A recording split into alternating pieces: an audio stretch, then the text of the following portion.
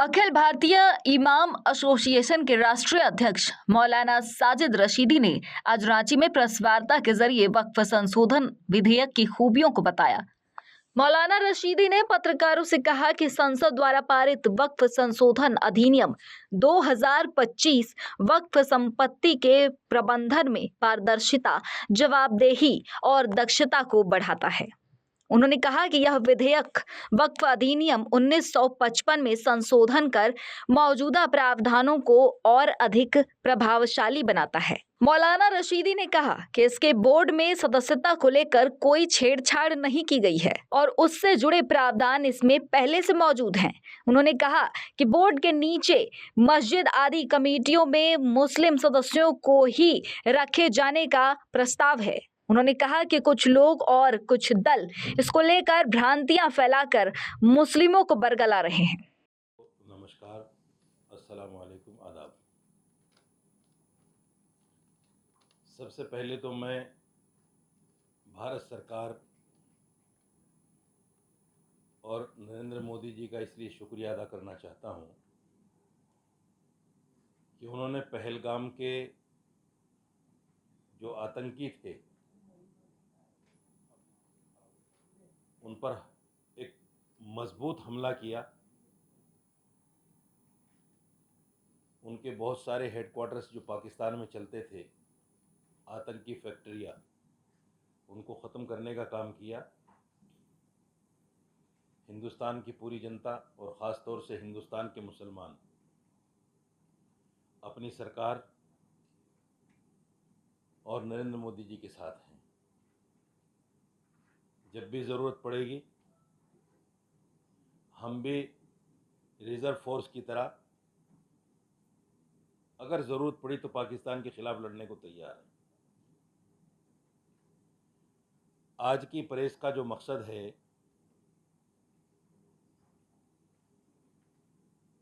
वो वक्फ संशोधन बिल के बारे में बताने का है। सरकार एक बिल लेकर आई जो पार्लियामेंट से पास हुआ, राष्ट्रपति जी के इस पर साइन हो गए। वो बिल दरअसल वक्फ संपत्तियों को लेकर है।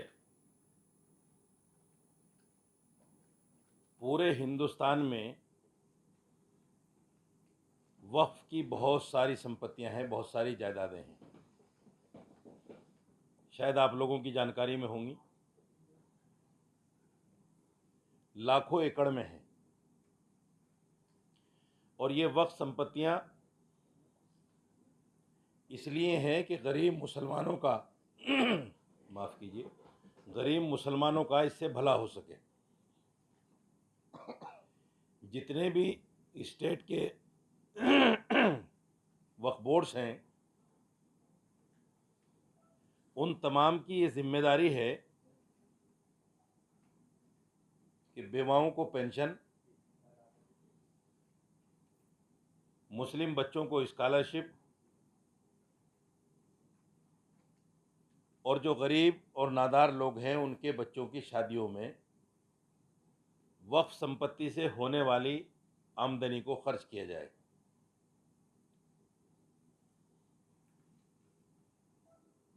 मैं करीब 28-29 साल से वक्फ बोर्ड का इमाम भी हूं और वक्फ बोर्ड को देख रहा हूं। जिस मकसद से वाकिफ ने, वक्फ करने वाले ने उस प्रॉपर्टी को दिया था,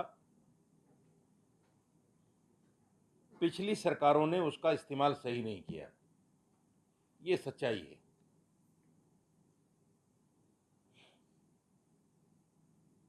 इस्तेमाल इसलिए सही नहीं किया कि एक सरकारी बॉडी स्टेट वक्फ बोर्ड की बना दी जाती है जिसमें चेयरमैन भी सरकारी होता है, उसके मेंबर भी सरकारी होते हैं और फिर वो सरकार के इशारे पर जहाँ चाहे, जब चाहे, जिसको चाहे वो ज़मीन आवंटित कर देते हैं। पहले एक मामला था, आपको याद होगा कि 1999 ईयर्स के लिए लीज पर दे दी जाती थी, बाद में वो ख़त्म हुआ, लेकिन परंपरा अब भी जो की तो चल रही थी वो। और कांग्रेस सरकार ने, ख़ास तौर से मैं दिल्ली की बात करूं, दिल्ली के अंदर 250 बीघा ज़मीन, 250 बीघा ज़मीन, गज नहीं 250 बीघा, और वो भी प्राइम लोकेशन पर, ग्रेवयार्ड्स और जो खाली पड़ी हुई संपत्तियां थी, वो तमाम की तमाम सरकार ने, कांग्रेस सरकार ने, जब केंद्र में कांग्रेस की सरकार थी और दिल्ली में भी कांग्रेस की सरकार थी, कब्जा कर लिया। 250 बीघा ज़मीन, मेरे पास उसके सारे पेपर हैं। कांग्रेस ने नहीं चाहा, और दिल्ली में एक वक्त ऐसा आया कि डीडीए ने जहां बोर्ड लगा दिया अपना, उस जगह को कोई छुड़ा नहीं सकता था। बड़ी बड़ी संपत्तियां हमारी ऐसी प्राइम लोकेशन की, आप अंदाजा कीजिए कि अगर उस 250 बीघा जमीन का आज सर्किल रेट के हिसाब से हम किराया सोचें, सर्किल रेट के हिसाब से, तो साल का कई हजार करोड़ रुपया होता है, कई हजार करोड़ रुपया। लेकिन कांग्रेस ने उस वक्फ बोर्ड को ऐसा बना दिया, आप अफसोस करेंगे इस बात को सुनकर, दिल्ली में सिर्फ 250 इमाम हैं जिनको वक्फ बोर्ड सैलरी देता है। बेवाओं की पेंशन बंद हो गई, मुस्लिम बच्चों को स्कॉलरशिप नहीं मिलती, सब कुछ खत्म हो गया था कांग्रेस के ज़माने में।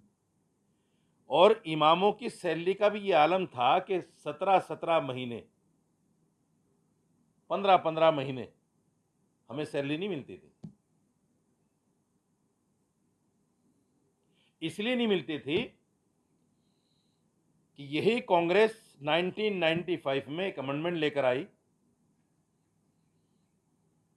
उसमें कहा गया वक्फ बोर्ड से कि आपके पास अब ये पावर है कि आप अपनी जो पुरानी प्रॉपर्टियां हैं उनकी नई किराएदारी कर लो,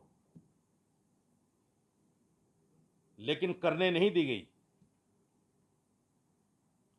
वक्फ बोर्ड ने जब भी चाहा कि हम अपनी प्रॉपर्टियों का नया किराया करें, नए सर्किल रेट के हिसाब से पैसा लें, कांग्रेस की सरकार ने करने नहीं दिया।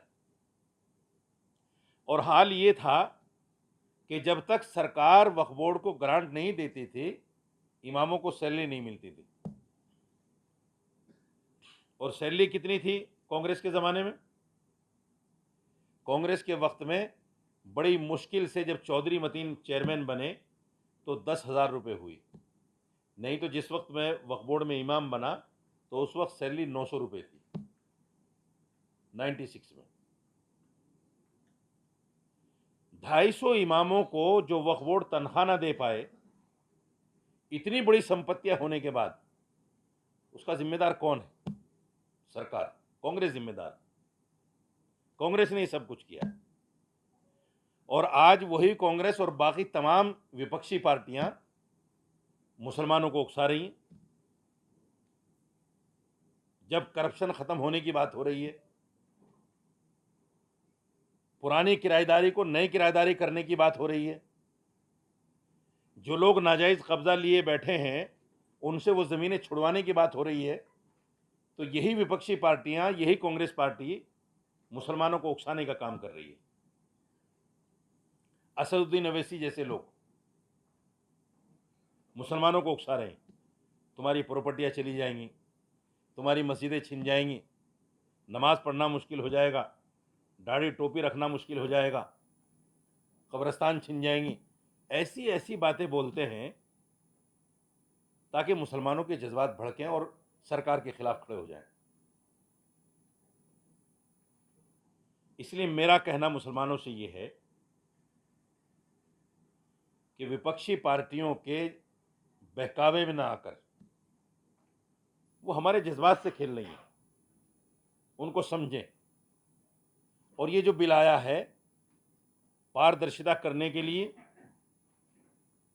उन संपत्तियों को छुड़ाने के लिए, इनमें से बहुत सारे लोग हैं, कांग्रेस पार्टी के नेता जमीयत उलमा के लोग, मुस्लिम पर्सनल लॉ बोर्ड के लोग जो बड़ी बड़ी संपत्तियां लिए बैठे हैं। असदुद्दीन अवैसी, इसके पास बहुत बड़ी संपत्ति है वक्फ बोर्ड की।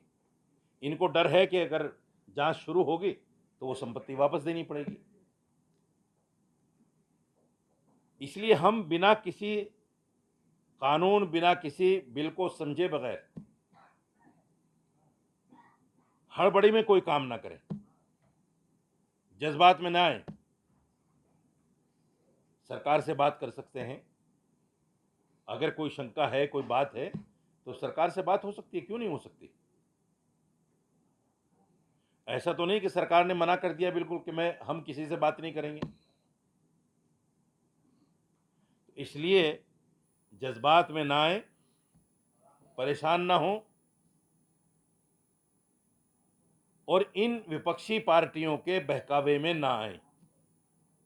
ये सबसे बड़ा उद्देश्य है मेरा, कि हम विपक्षी पार्टियों के बहकावे में ना आए। जो तंजीमें हमें वर्गलाना चाहती हैं, सड़कों पर लाना चाहती हैं, उनके बहकावे में आकर हम सड़कों पर ना आए। क्योंकि जब जब सड़कों पर आएंगे फिर वही बंगाल जैसा सीन पैदा होगा, हिंसा होगी। आप नहीं करोगे, यही लोग बीच में 10 लोग छोड़ देंगे कुर्ता टोपी पहनाकर। फसाद वो लोग करेंगे, नाम मुसलमानों का होगा। इसलिए कोई भी काम जज्बात में ना हो, सोच समझकर सरकार से संवाद करें, बात करें। और सरकार ने इतना लंबा टाइम भी लिया है इसको समझने के लिए, इसको करने के लिए। ऐसा नहीं कि आनन फानन में सब कुछ हो गया। अभी भी मामला कोर्ट में है। कोर्ट में होने के बाद तो सब लोगों को खामोश बैठ जाना चाहिए, क्योंकि जो हमारी न्याय प्रणाली है उस पर हमें पूरा भरोसा है कि हमारे साथ इंसाफ होगा। इसलिए हम जब तक ये मामला कोर्ट में है, जब तक किसी तरह का कोई जलसा जुलूस, सड़कों पर आकर किसी तरह की कोई बात ना करें और इस बिल को समझने की कोशिश करें। ये कानून लागू होगा तो इंशाअल्लाह मैं समझता हूं जब नई किराएदारियां होंगी तो जो मुस्लिम मसाइल हैं वो सारे हल होंगे, अच्छे लोग सामने आएंगे, उनके हाथों से सारे काम होंगे। तो ये सब मुसलमानों के फलाह बहबूद के लिए होगा। किसी तरह की बदगुमानी में ना रहे। विपक्ष तो यही चाहता है। बहुत बहुत शुक्रिया तमाम प्रेस वालों का कि आपने वेट भी किया। पास प्रॉपर्टियां हैं, इलीगल ऑक्युपाइड जो लोग बैठे हुए हैं उनसे वो प्रॉपर्टियां वापस ली जाएंगी। जो पुरानी किराएदारियां हैं वो ख़त्म करके नई किराएदारी होगी। आज के सर्किल रेट के हिसाब से आय बढ़ेगी तो फायदा होगा।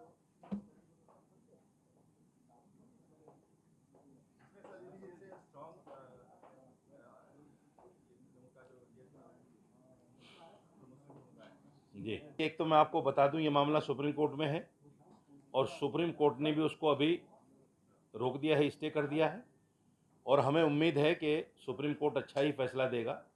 दूसरी बात मैं आपको एक बताना चाहता हूं, ये लोग जो भ्रम फैलाते हैं उस भ्रम को समझिए आप। दिल्ली के अंदर बहुत बार ऐसा हुआ कि बोर्ड नहीं रहा, एडमिनिस्ट्रेशन किसी को भी बिठा दिया गया बनाकर और उसने बोर्ड को चलाया और वो हिंदू होता था। हमें उस वक्त कोई दिक्कत नहीं हुई। दिल्ली में बीजेपी की सरकार भी रही, मदन लाल खुराना की सरकार, साहब सिंह वर्मा की सरकार, सुषमा स्वराज की सरकार। उस वक्त में वक्फ बोर्ड के इमामों को कोई दिक्कत नहीं हुई। प्लस वक्फ बोर्ड के ऊपर एक जो महकमा है वो रेवेन्यू है, उसमें सारे अफसर हिंदू, आपको कोई आपत्ति नहीं उसमें। भाई फिर तो ये होना चाहिए कि जहां से जहां तक वक्फ का ताल्लुक है सारे मुसलमान हो। रेवेन्यू में मुसलमान हिंदुओं को क्यों बर्दाश्त कर रहे हैं आप? ये सिर्फ मुसलमानों को वर्गलाने वाली बातें हैं कि हिंदू होगा तो ऐसा। अब बताइए, दिल्ली के अंदर कांग्रेस सरकार, मुख्यमंत्री हिंदू, वक्फ बोर्ड को चला रहा है।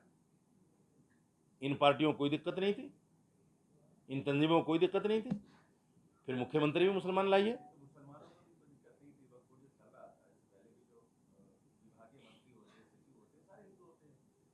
मैं वही कह रहा हूं। देखिए, बोर्ड की